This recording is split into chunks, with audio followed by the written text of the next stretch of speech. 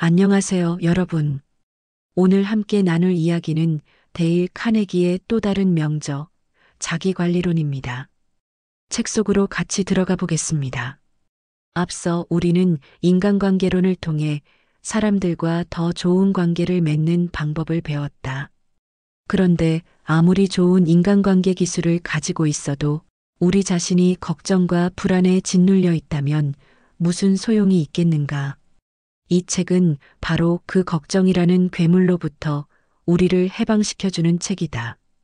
여러분, 걱정 때문에 잠 못 이루신 적 있으신가? 과거의 실수를 되씹으며 괴로워하신 적은? 아직 오지도 않은 미래 때문에 가슴이 답답하신 적은? 카네기는 말한다. 걱정은 우리의 건강을 해치고 행복을 앗아가며 심지어 수명까지 단축시킨다고. 하지만 다행히도 걱정을 극복하는 방법이 있다. 그것도 아주 구체적이고 실천 가능한 방법들이. 오늘은 그 첫 번째 이야기, 걱정에 대해 우리가 반드시 알아야 할 기본 지식 3가지를 말씀드리겠습니다. 오늘을 충실하게 살아가라. 카네기는 우리 삶을 거대한 배에 비유했다. 여러분도 아시다시피 큰 배를 만들 때는 배 안을 여러 개의 구획으로 나눈다. 이것을 방수 구획이라고 부른다. 왜 이렇게 만들까? 만약 폭풍우를 만나거나 어디에 부딪혀서 한쪽에 구멍이 나더라도 그 구획에만 물이 차고 다른 구획은 안전하게 지킬 수 있기 때문이다. 그래서 배 전체가 침몰하는 것을 막을 수 있는 것이다. 카네기는 말한다. 우리도 삶을 이런 방수 구획처럼 나눠서 살아야 한다고.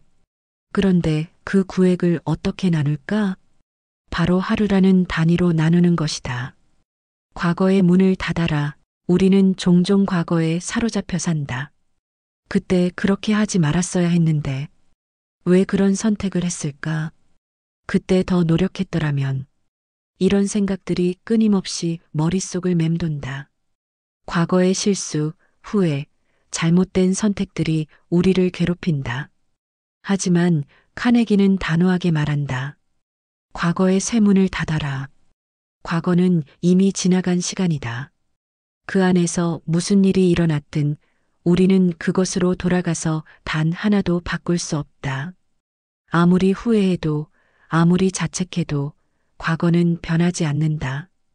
후회와 자책은 단지 우리의 정신적 에너지를 낭비하는 헛된 행위일 뿐이다. 그것은 마치 이미 침몰한 배의 구획에 계속 매달려 있는 것과 같다. 과거는 배우고 성장하는 자료로 삼되 거기에 갇혀서는 안 된다. 미래의 문도 닫아라. 과거만큼이나 우리를 괴롭히는 것이 있다. 바로 미래에 대한 걱정이다. 내일 무슨 일이 생기면 어떡하지? 다음 달에 돈이 모자라면? 나이가 들면 병이 생기지 않을까? 아직 오지도 않은 일들을 미리 걱정한다. 일어나지도 않을 일을 상상하며 불안해한다. 카네기는 말한다.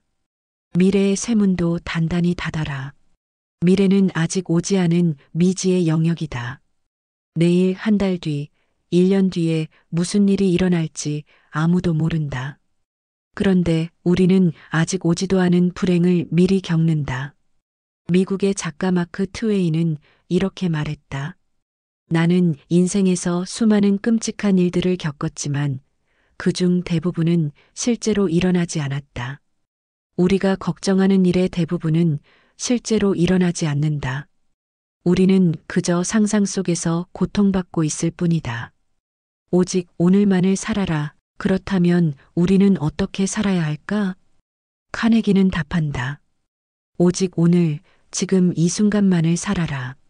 우리가 진정으로 통제할 수 있는 시간, 변화시킬 수 있는 시간, 온전히 살아낼 수 있는 유일한 시간은 오늘, 지금 이 순간뿐이다. 오늘 하루만 생각하라. 오늘 하루만 최선을 다하라. 오늘 할 수 있는 일에만 집중하라. 이것이 삶을 하루라는 방수 구획으로 나누는 것이다. 과거의 문을 닫고 미래의 문을 닫고 오직 오늘이라는 구획 안에서만 사는 것이다. 윌리엄 오슬러 경의 지혜. 이 철학은 의학계의 거장 윌리엄 오슬러 경에게서 비롯되었다. 오슬러 경은 젊은 학생들에게 자신이 평온하고 성공적인 삶을 살 수 있었던 비결을 이렇게 설명했다. 그는 배의 방수 구획처럼 자신의 삶을 오늘 하루라는 철문으로 닫아버렸다고 했다. 과거의 후회와 미래의 불안에 에너지를 쏟지 않고 오직 24시간 안에 해야 할 일에만 모든 정신을 집중했다는 것이다. 오슬러 경은 이렇게 말했다. 우리의 주된 일은 지금 눈앞에 보이지 않는 것을 보려고 애쓰는 것이 아니라 눈앞에 놓여 있는 것을 수행하는 것이다. 이 방법 덕분에 그는 의학 역사상 가장 뛰어난 학자이자 교육자 중 한 명이 되었고 복잡한 업무 속에서도 마음의 평정을 유지할 수 있었다. 오늘을 사는 것이 최고의 준비다. 오늘을 충실히 산다는 것은 단순히 현재를 즐기라는 의미가 아니다. 그것은 미래를 위한 최고의 준비를 의미한다. 미래를 걱정하는 것은 미래를 준비하는 최악의 방법이다. 반대로 미래를 준비하는 최고의 방법은 오늘의 일을 훌륭하게 완수하는 것이다. 오늘 최선을 다해 일하고 오늘 할 수 있는 최선의 결정을 내린 사람은 내일이 와도 두렵지 않다. 오늘을 충실히 살아온 사람에게는 내일도 좋은 날이 된다. 매일 아침의 다짐, 카네기는 독자들에게 이렇게 권한다. 매일 아침 침대에서 일어나기 전 스스로에게 이렇게 말하라. 오늘 하루는 어제나 내일과는 완전히 분리된 시간이다.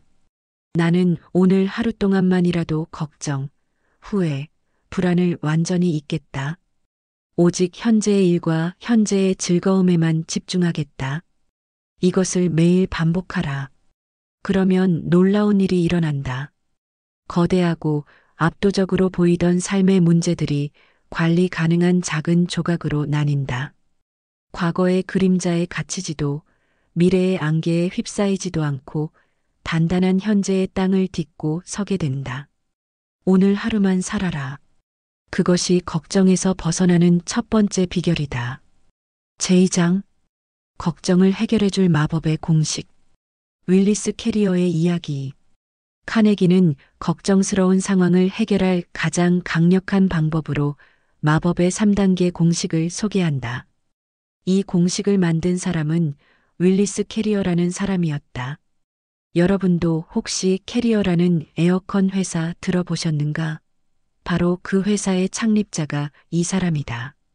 젊은 시절 캐리어는 중요한 프로젝트를 맡았다. 미주리주의 한 대형 공장에 공기 정화 장치를 설치하는 일이었다. 당시로서는 혁신적인 기술이었고 성공하면 큰 명성을 얻을 수 있는 기회였다. 그런데 문제가 생겼다. 막상 설치를 하고 보니 장치가 보장했던 수준에 미치지 못했던 것이다. 캐리어는 머리를 두들겨 맞은 듯한 충격을 받았다. 밤에 잠도 제대로 못 잤다. 이 실패가 자신의 경력과 회사에 엄청난 손해를 끼칠 것 같았다. 걱정과 공포에 사로잡혔다. 걱정은 문제를 해결하지 못한다.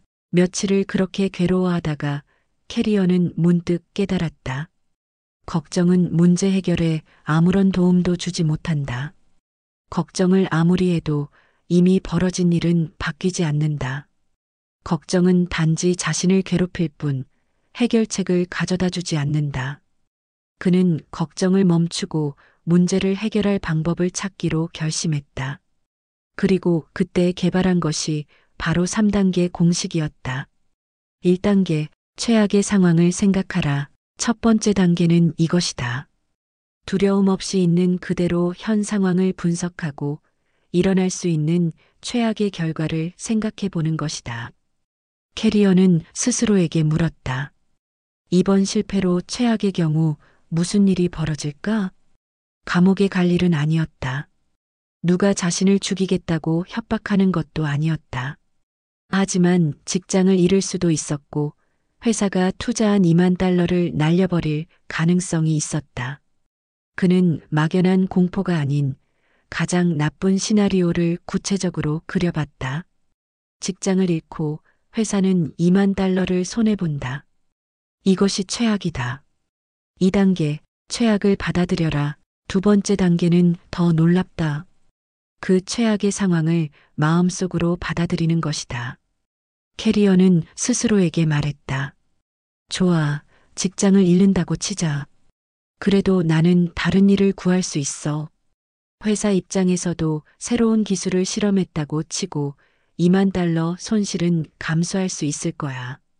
그는 최악의 상황을 예상하고 그것을 현실로 인정하고 받아들이기로 결단했다. 그런데 놀라운 일이 일어났다. 이 결단을 내리자마자 순식간에 마음이 편해졌다. 오랫동안 경험하지 못했던 평화가 찾아왔다. 왜 그랬을까?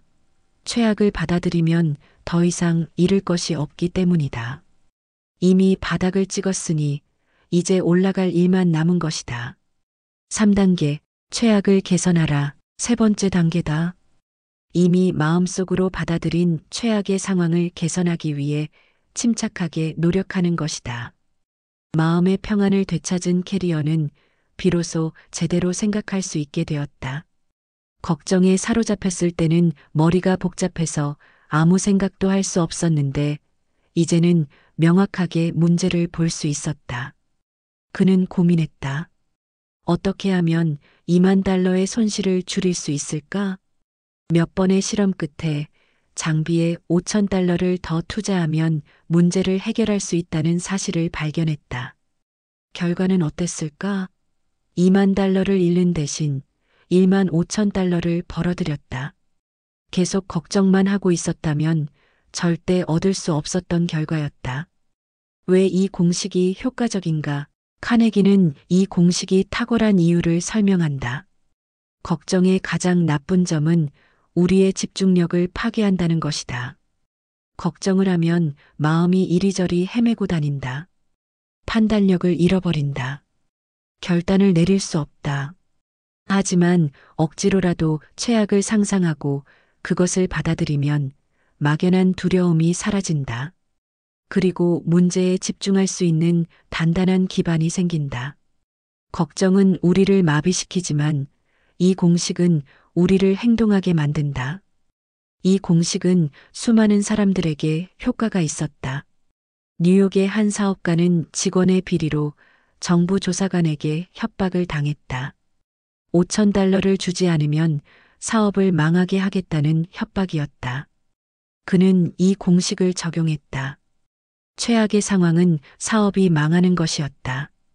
그는 그것을 받아들이기로 했다. 그러자 마음이 평온해지면서 변호사를 찾아가야겠다는 합리적인 생각이 들었다.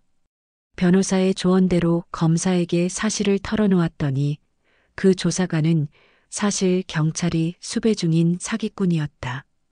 그는 5천 달러와 걱정에서 동시에 벗어날 수 있었다. 또 다른 사례도 있다. 얼 헤인이라는 남성은 12지장 궤양으로 시한부 선고를 받았다. 의사는 그에게 몇 달 남지 않았다고 했다. 그는 죽음이라는 최악을 받아들였다. 그리고 남은 시간을 즐겁게 보내기 위해 세계 일주를 떠났다. 걱정을 멈추고 인생을 즐기기로 한 것이다. 그런데 놀랍게도 병이 호전되었다. 걱정을 멈추자 몸이 회복되기 시작한 것이다. 결국 그는 목숨을 건졌다. 오늘부터 적용해보라. 여러분, 지금 어떤 문제로 걱정하고 계신가? 도저히 풀 수 없어 보이는 문제가 있는가? 그렇다면 이 마법의 3단계 공식을 적용해 보시라. 첫째, 최악의 상황을 구체적으로 상상하라. 둘째, 어쩔 수 없다면 그것을 받아들일 준비를 하라. 셋째, 침착하게 최악의 상황을 개선하기 위해 노력하라. 이 세 단계가 걱정을 구체적인 행동과 희망으로 바꾸는 강력한 무기다. 걱정이 삶에 미치는 영향. 걱정은 침묵의 살인자다. 카네기는 걱정을 단순히 불쾌한 감정으로 치부하지 않았다. 그는 걱정이 우리의 건강과 생명을 직접적으로 위협하는 침묵의 살인자라고 경고했다. 여러분, 걱정이 우리 몸에 어떤 영향을 미치는지 아시는가? 카네기는 수많은 의학 자료를 연구했고 충격적인 사실들을 발견했다. 걱정은 심장병, 위궤양, 관절염, 고혈압 등 수많은 질병의 주요 원인이거나 악화 요인이었다. 걱정은 우리 심장에 부담을 준다. 걱정하면 심장 박동이 빨라지고 혈압이 올라간다. 이것이 계속되면 심장이 망가진다. 걱정은 우리 위장도 망친다. 긴장하면 위산 분비가 비정상적으로 증가한다. 그 위산이 위벽을 공격해서 궤양을 만든다. 만성적인 걱정은 관절과 근육에도 악영향을 미친다. 늘 긴장하고 있으니 몸이 굳는다. 관절염이 생기고 온몸이 아프다. 위궤양, 걱정병의 대표, 특히 위궤양은 걱정병의 대표적인 예였다. 뉴욕 메이오 클리닉의 의사들은 이렇게 말했다. 위궤양 환자의 상당수가 약이나 수술보다는 정신적 안정을 통해 회복된다고. 의사들은 위궤양 환자에게 이렇게 말한다.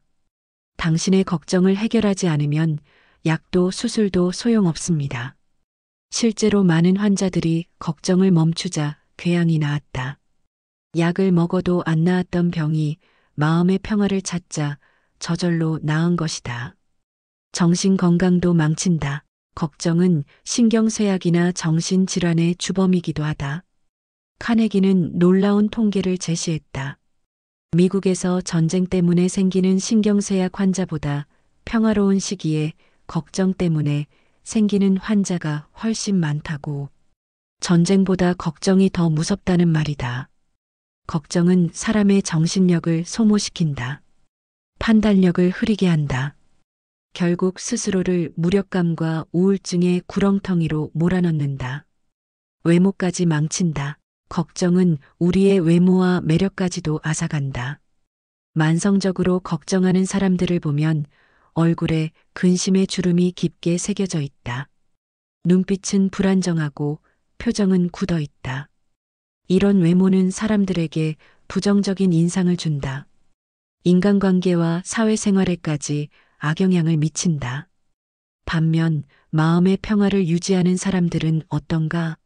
더 젊어 보이고 활력이 넘치고 주변 사람들에게 긍정적인 에너지를 전파한다. 걱정은 자기 파괴 행동이다. 카네기는 걱정을 자기 파괴적인 행동으로 규정했다. 걱정은 우리가 해결해야 할 외부의 문제가 아니다.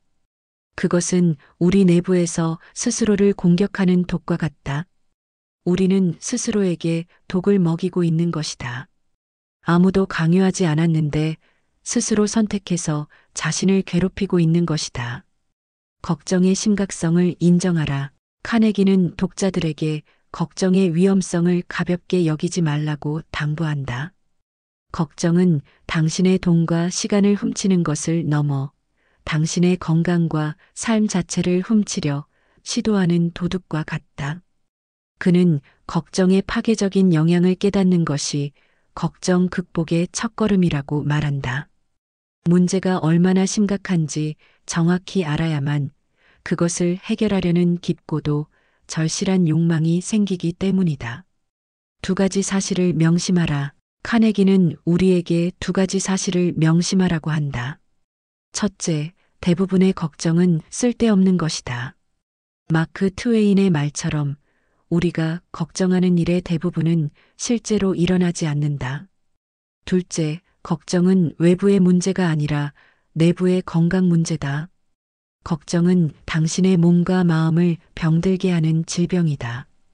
따라서 이 책에서 제시하는 걱정 극복 원리들을 생명을 구하는 의학적 처방처럼 진지하게 받아들여야 한다.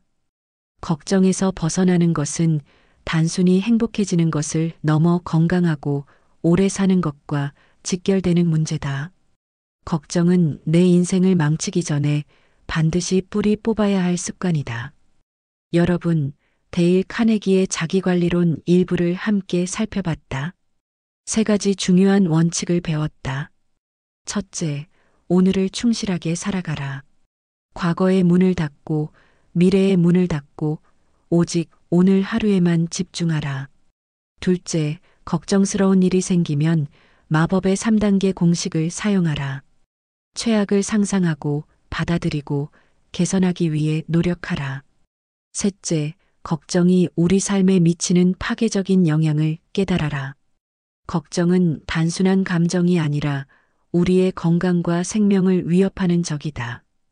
이 세 가지 원칙만 제대로 실천해도 여러분의 삶은 크게 달라질 것이다.